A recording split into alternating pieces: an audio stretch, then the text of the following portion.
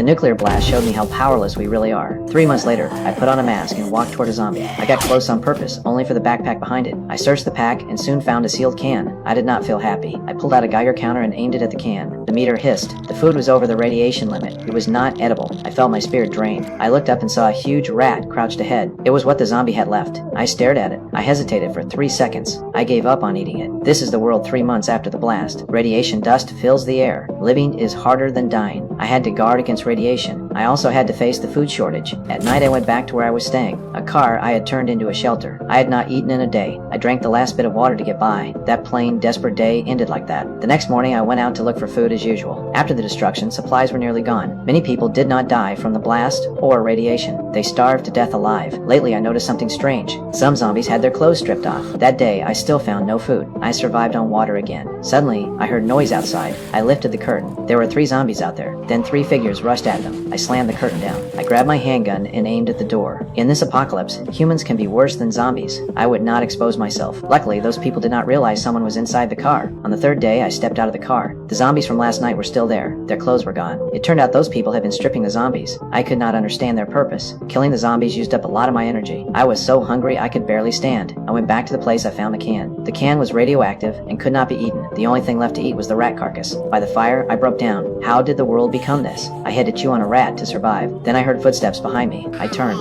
A zombie was slowly coming closer. I did not move. I had had enough of days like this. As it came closer, a gunshot rang out. 3 riders on horses appeared behind me, carrying guns. I stayed cautious with strangers. The first one who came up to me took a photo. I said they were the ones stripping the zombies. They did not answer. One of them reached out to take me. My chest tightened and I ran. I tripped and passed out. When I woke up, 2 people in protective suits were taking off my pants. I tried to fight back, but days without food left me powerless. They rinsed me with a hose. They even helped clean my body. Everything felt eerily wrong. Outside, more people in protective suits stood guard. This looked like some mysterious organization. They gave me clean clothes. 2 people escorted me into an elevator. I was full of questions inside. I had been living like death out there. They had water, power, and plenty of weapons. The elevator doors opened. I lunged at the 2 who followed me. In this world, you cannot hand your fate to others. The main door was locked from the outside. I was trapped. I spotted a long blade. I only wanted it for self-defense. Before I could move, a silhouette appeared behind me. A cold gun barrel pressed against my back.